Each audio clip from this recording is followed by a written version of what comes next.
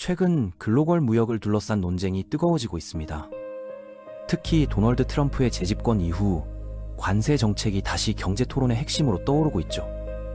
이러한 보호무역주의 정책은 19세기 미국이 산업 강국으로 성장할 때 사용했던 전략과 유사합니다. 당시에는 소득세 없이도 국가 재정을 운영할 수 있었죠. 그런데 과거에 효과가 있었다면 지금도 같은 결과를 기대할 수 있을까요? 이런 의문에서 시작해서 관세의 실제 작동 원리와 현대적 효과를 자세히 살펴보겠습니다.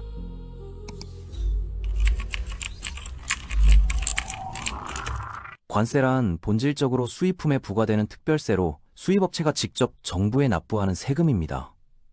이는 보호무역주의나 경제민족주의라고 불리는 정부 개입 정책의 한 형태죠. 기본 논리는 상당히 단순합니다. 외국 제품에 추가 비용을 부과해서 가격을 높이면 상대적으로 국내 제품이 저렴해 보이게 만들 수 있다는 것입니다. 이렇게 되면 소비자들은 자연스럽게 수입품 대신 국내 제품을 선택하게 되고 결과적으로 국내 산업에 더 많은 투자와 일자리가 생긴다는 이론이죠. 미국의 경우 관세와 국가 발전 사이에는 특별한 연관성이 있습니다. 현재 미국이 자유무역의 대표주자로 여겨지는 것과는 달리 건국 초기부터 관세는 핵심적인 정책 도구였습니다. 1789년 헌법 비준 직후 통과된 두 번째 법안이 바로 관세에 관한 것이었죠. 브로드웨이 뮤지컬로도 유명해진 알렉산더 해밀턴은 아담 스미스의 자유시장 이론을 인정하면서도 신생국인 미국에게는 다른 접근이 필요하다고 판단했습니다. 해밀턴은 정치적 독립만으로는 충분하지 않다고 생각했습니다. 진정한 독립을 위해서는 경제적 자립이 필요했고, 이를 위해서는 자체적인 제조업 기반을 구축해야 했죠. 당시 유럽은 이미 산업혁명이 시작되어 철강, 섬유, 화학제품, 정밀기기 같은 핵심 상품들을 대량으로 저렴하게 생산하고 있었습니다. 미국 산업은 인프라와 자본, 숙련 노동력 모든 면에서 뒤처져 있었고, 자유경쟁으로는 도저히 유럽 제품과 경쟁할 수 없는 상황이었습니다.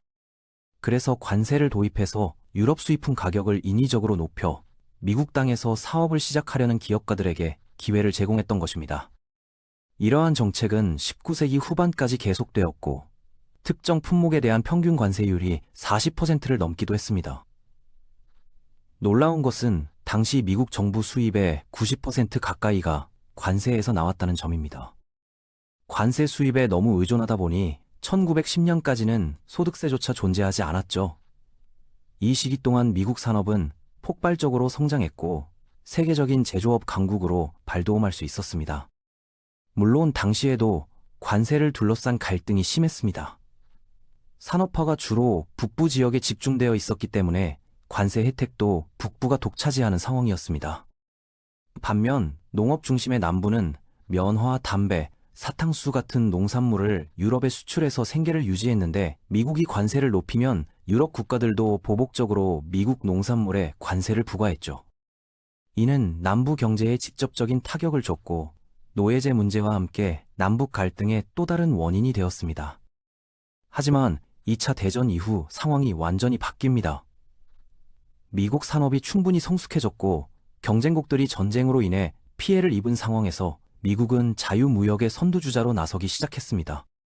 통신과 운송 기술의 발전으로 국제무역이 훨씬 효율적이 되었고 각국은 자신의 비교 우위를 활용해서 전문화하기 시작했죠. 1995년 세계무역기구가 출범하면서 자유무역이 지배적인 경제 질서로 자리 잡았습니다. 관세는 지속적으로 낮아졌고 공급망은 점점 복잡해졌습니다. 그런데 2018년 상황이 다시 반전됩니다. 자유무역의 최대 옹호자였던 미국이 주요 무역 파트너들에게 대규모 관세를 부과하기 시작한 것이죠. 이로 인해 우리는 현대 경제에서 관세가 실제로 어떤 영향을 미치는지에 대한 생생한 데이터를 얻을 수 있게 되었습니다. 특히 세탁기 산업에서 나타난 현상을 살펴보면 매우 흥미로운 결과를 확인할 수 있습니다. 미국 연방준비제도 경제학자들의 연구에 따르면 2018년 세탁기 관세가 부과된 후 수입업체들은 관세 비용을 그대로 소비자 가격에 전가했습니다. 더 놀라운 것은 관세를 내지 않는 국내 제조업체들도 이 기회를 이용해서 가격을 올렸다는 점입니다. 심지어 건조기 가격까지 상승했는데 건조기에는 직접적으로 관세가 부과되지 않았음에도 세탁기와 함께 판매되는 경우가 많아서 연쇄적으로 가격이 올랐던 것이죠. 결과적으로 소비자들이 부담한 추가 비용이 실제 관세액보다 더 컸습니다. 이는 관세가 사실상 소비자에게 부과하는 숨겨진 세금이라는 것을 보여주는 대표적인 사례가 되었죠. 2018년부터 2019년까지 부과된 각종 관세로 인해 미국 소비자들은 약 800억 달러에 달하는 간접세를 부담했는데, 이는 수십 년 만에 가장 큰 규모의 세금 인상 중 하나였습니다. 그렇다면 일자리 창출 효과는 어땠을까요? 세탁기 관세로 인한 추가 소비자 부담은 연간 15억 달러에 달했지만 정부가 거둔 관세 수입은 연간 8,200만 달러에 불과했습니다. 새롭게 창출된 일자리는 1,800개 정도였는데, 이를 계산해보면 일자리 하나를 만드는데 소비자들이 연간 81만 5천 달러를 부담한 셈이었습니다. 이는 명백히 비효율적인 일자리 창출 방식이었죠. 관세가 산업을 보호하는 것만큼 다른 산업에 피해를 줄 수 있다는 증거도 있습니다. 철강에 25% 관세가 부과되자 갑자기 수많은 미국 기업들이 필요로 하던 각종 철강 제품들의 가격이 크게 올랐습니다. 이로 인해 자동차, 건설, 기계 제조업 같은 주요 국내 산업들의 수익성이 악화되었고, 어떤 경우에는 해고 사태까지 발생했습니다. 철강 산업에서는 관세 덕분에 일자리가 늘어났지만 철강을 원료로 사용하는 다른 산업에서는 훨씬 많은 일자리가 사라졌습니다. 순효과로 보면 제조업 전체 고용이 감소했던 것이죠. 이는 미국에서 철강을 생산하는 업체보다 철강을 사용하는 업체가 훨씬 많다는 현실을 반영한 결과였습니다. 무역전쟁에서 피할 수 없는 것이 바로 상대방의 보복입니다. 2018년 미국이 관세를 부과하자 중국도 맞대응으로 미국 농산물에 관세를 부과했습니다. 이로 인해 중국으로의 미국 농산물 수출이 크게 감소했고 농업 부문 수입이 급감했죠. 미국 정부는 피해를 입은 농민들에게 직접 보조금을 지급해야 했습니다. 2018년부터 2020년까지 이를 위해 지출한 금액이 610억 달러에 달했는데, 이는 중국에 부과한 관세로 건 수입 660달러와 거의 맞먹는 규모였습니다. 결국 관세로 추가 수입을 얻었지만 보복으로 인한 피해를 보상하기 위해 거의 같은 금액을 지출해야 했던 셈입니다. 물론 이러한 연구들은 관세 시행 후 1해시 2년이라는 단기간의 효과를 분석한 것입니다. 장기적으로는 생산 요소들이 더 유연하게 움직일 수 있기 때문에 시간이 지나면서 국내 생산으로의 전환이 일어날 가능성도 있습니다. 실제로 수십 년간 지속된 관세 사례를 살펴보면 다른 양상을 확인할 수 있습니다. 1914년 미국에 수입되는 트럭에 25% 관세가 부과된 이후 픽업 트럭과 SUV는 미국 자동차 제조업체들에게 가장 높은 수익성을 보장하는 차종이 되었습니다. 제너럴 모터스와 스텔란티스 같은 기업들에게는 생명줄 역할을 했죠. 해외 이전과 아웃소싱으로 어려움을 겪던 미국 자동차 산업에게 이는 중요한 버팀목이 되었습니다. 또한 이 관세는 외국 경쟁업체들이 1980년대부터 2000년대까지 미국에 대규모 투자를 하도록 유도했습니다. 혼다, 토요타, 닛산, 메르세데스 벤츠, BMW 등이 미국 남부에 수만 명을 고용하는 조립 공장을 건설했던 것이죠. 관세가 의도한 대로 국내 산업을 보호하고 장기 투자를 장려한 셈입니다. 하지만 부작용도 있었습니다. 본질적으로 미국 대형 트럭과 SUV 시장에 공급업체가 3개 정도밖에 없는 상황이 만들어졌죠. 경쟁이 제한되면서 혁신과 효율성 개선에 대한 압력이 줄어들었습니다. 여기서 관세 정책의 핵심 포인트를 확인할 수 있습니다. 정부가 외국 경쟁을 차단한다면 적절한 국내 경쟁이 유지되도록 해야 한다는 것입니다. 그래야 소비자들이 공정한 대우를 받을 수 있죠.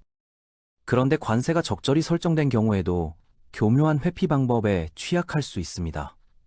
2006년 메르세데스 벤츠가 사우스 캐롤라이나에 공장을 열었을 때 SUV 관세가 외국 제조업체의 미국 투자를 다시 한번 강력하게 유도했다는 것이 분명했습니다. 하지만 메르세데스 벤츠가 실제로는 독일에서 벤을 제조해서 부품 상태로 분해한 다음 평면 포장해서 미국으로 보낸 후 재조립한다는 사실이 곧 밝혀졌습니다. 25% 관세를 피하기 위한 기술적 편법이었던 것이죠. 이는 관세 장벽으로 인해 발생하는 명백한 비효율성입니다. 다른 회피 방법들은 특히 관세가 특정 국가를 겨냥할 때 더욱 문제가 될 수 있습니다. 예를 들어 2018년 미국 관세가 중국에 부과되었을 때 많은 기업들이 제조 운영을 베트남이나 멕시코 같은 다른 국가로 옮겼습니다. 또는 중개국가를 통해 제품을 운송해서 관세를 피할 수도 있었죠. 이는 기업들이 비용이 더 많이 드는 국내 경제로의 제조업 이전 옵션을 선택하기 전에 관세를 피할 수 있는 많은 선택지가 있다는 것을 의미합니다. 정치적으로 민감한 논쟁이 된 관세 명세에 대한 모든 측면에서 관세에 대한 일괄적인 성명들은 이러한 미묘한 차이들을 무시하며 여기에 문제가 있습니다. 트럼프는 관세에 대해 많이 언급했지만 부과하려는 관세에 대해 명확하지 않아서 경제적 영향을 평가하기가 매우 어렵습니다. 미국으로 들어오는 모든 상품에 보편적 관세를 부과하려는 경우 관세의 산업적 및 재정적 이점은 더 높은 투입 비용, 부풀려진 소비자 가격, 그리고 보복의 해로운 조합으로 상쇄될 것으로 보입니다. 그렇다면 관세가 19세기에 놀라운 효과를 발휘했을 때 왜 지금은 미국 경제에 도움이 되지 않을까요? 글로벌 운송과 통신이 느렸고 제품들이 비교적 단순했던 과거와 달리 지금은 글로벌 운송과 통신이 빠른 속도로 발전했습니다. 자유무역 시대는 복잡한 제품들이 고도로 전문화된 국제 공급망을 통해 생산된다는 것을 의미합니다. 이로 인해 생산 효율성이 높아지고 가격이 낮아졌죠. 말하자면 많은 산업들이 대량으로 미국으로 돌아오는 것이 엄청나게 비용이 많이 듭니다. 그들은 오히려 다른 국가로 사업을 이전해서 관세를 피하거나 타격을 입어 소비자에게 전가합니다. 관세는 여전히 현대 경제에서 유용한 도구이지만 국내 경제에서 결코 존재하지 않았고 결코 만들어질 수 없는 것에 관세를 부과하는 보편적인 수준에서 무뚝뚝하게 사용하는 대신 정확하게 사용해야 합니다. 최대의 단기 경제적 충격을 방지하기 위해서는 해밀턴이 했던 것처럼 관세를 신중하게 계획하고 점진적으로 도입해야 시장이 준비하고 조정할 수 있도록 해야 합니다. 그러나 그럼에도 불구하고 이 모든 것 이후에도 경제적 비용에도 불구하고 필요한 시장이 있다고 주장할 수 있습니다. 글로벌화된 세계는 점점 더 긴장되고 덜 안정적입니다. 국가들은 정치적으로 어긋난 국가에 제품을 의존하는 것을 꺼리고 있습니다. 의존성은 특히 반도체, 에너지, 차량, 희토류 광물, 식품같이 전략적으로 중요한 부문에서 악용될 수 있는 취약성입니다. 극적으로 긴장을 고조시키거나 심지어 전쟁을 촉발하는 사건이 발생하면 즉각적인 조치 중 하나는 적과의 무역을 금지하는 것입니다. 준비되지 않으면 과도하게 노출된 경제는 생계와 방어를 유지하는 데 필요한 상품을 생산할 수 없게 됩니다. 우리는 국가 안보에 대해 이야기하고 있으며 이 시점에서 관세에 대한 논쟁은 경제적 문제보다는 지정학적 문제가 됩니다.